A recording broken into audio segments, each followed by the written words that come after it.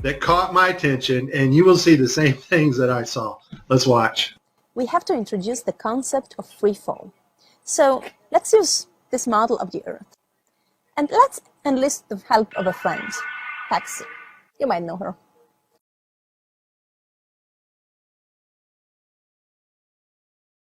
So what is significant about this video is, number one, it was live to school children. Number two, we have this stuffed animal that is transitioning in on another video channel.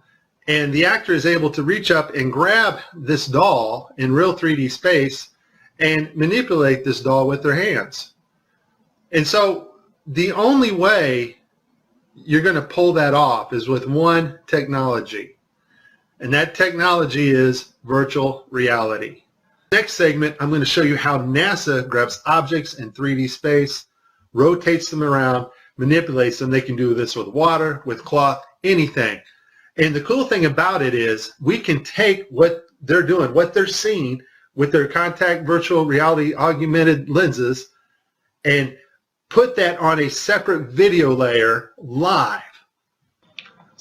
So in this clip, they're talking live feed, and wouldn't you know, we have a astronaut go by us in the background, obviously trying to give it a more realistic, spacey, station busy effect.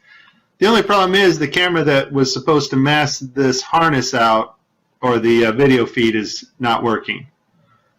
And so we see the guy come flying along in a harness on his wires.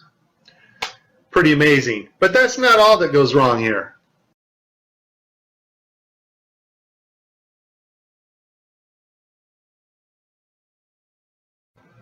Okay, so you see to the right, this guy's flipping this hat. This hat's actually on another video channel in 3D space. It's virtual reality.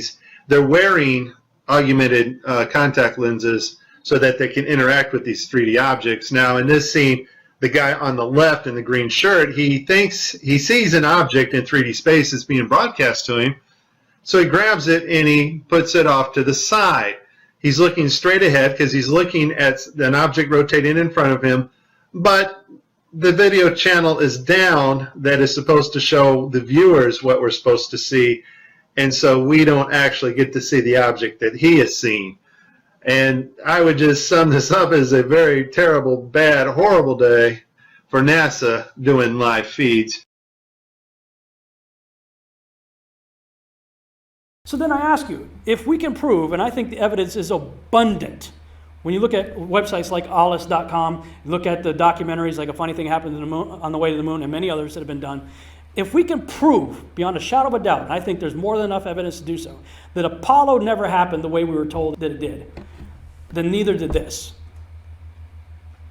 This is the picture we've all seen in our textbooks. This is from Apollo 17. I've got a YouTube video where I show another picture taken from Apollo 17, where the astronaut is like kind of right in the foreground, and over his shoulder is the Earth. And I did this live on the air on Google Hangout. I took the audience, I said, look, we're going to the NASA website, we're going to Apollo 17, we're on the Apollo 17 page, look at this picture, scientists on the moon, clicked on that picture, download it, bring it into the Photoshop, adjust the levels, the contrast levels, and what do you know, a rectangular box shows up around the Earth. What's a rectangular box doing around the Earth? By the same mission that gave us this picture that was in every one of our textbooks growing up.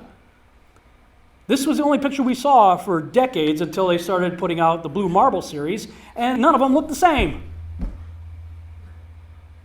Which one, NASA? Which one's our Earth? Continents are shifting and growing and shrinking in size. Everything, colors, everything looks different. My favorite one is the one from 2002. That's the one if you bought an iPad or an iPhone, it's the default background. In fact, no, I don't have my iPad with me, but if I turn my iPad on, it's still there. I still have the default background. That's the Blue Marble from 2002. Well, I brought that one into Photoshop and did an analysis on it because I saw some other people doing it, and I wanted to check it for myself. And I kept seeing where the Photoshop clone tool was replicating clouds. These are just a few of the highlighted areas where that's the case. Wait a minute, if we're taking pictures of the Earth, why the heck do you have to use Photoshop to replicate clouds? And why is the majority of the modifications in the so-called southern hemisphere?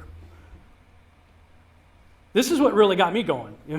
When I went down this trail, started looking at the blue marbles and looking at pictures allegedly shot of our Earth from space and seeing actual footage of Apollo 11 faking the Earth in the window, because they had a circular window inside the capsule, and they're on the other end of the capsule. They had all the lights out, and they're angling the camera in such a way that the curvature of the window is giving the illusion of a spherical Earth that they were supposedly shooting through the window to see. Unfortunately, we only have one window that has a view of the Earth, and it's filled up with a TV camera. So your view now is probably better than ours is. Roger, we copy. 11, Houston, if you could comply, we'd like to see some smiling faces up there. If you could give us some interior views, I'm sure everybody'd like to see you, over. Okay, we'll reconfigure the TV for that. Roger.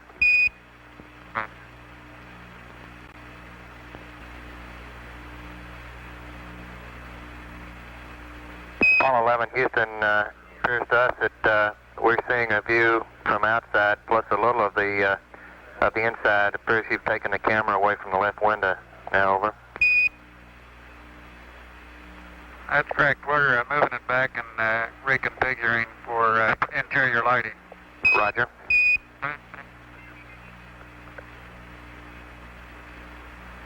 We can still see the Earth through the left window, and it appears that we can see a floodlight off to the left, either that or some sun shafting through the hatch window.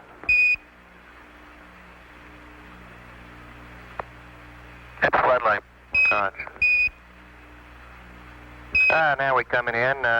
Can't quite make out who that is.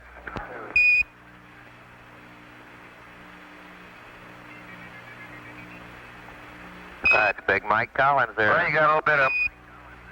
Yeah, hello there, sports fans. You got a little bit of me, plus Neil's in the center couch, and Buzz is doing the camera work this time.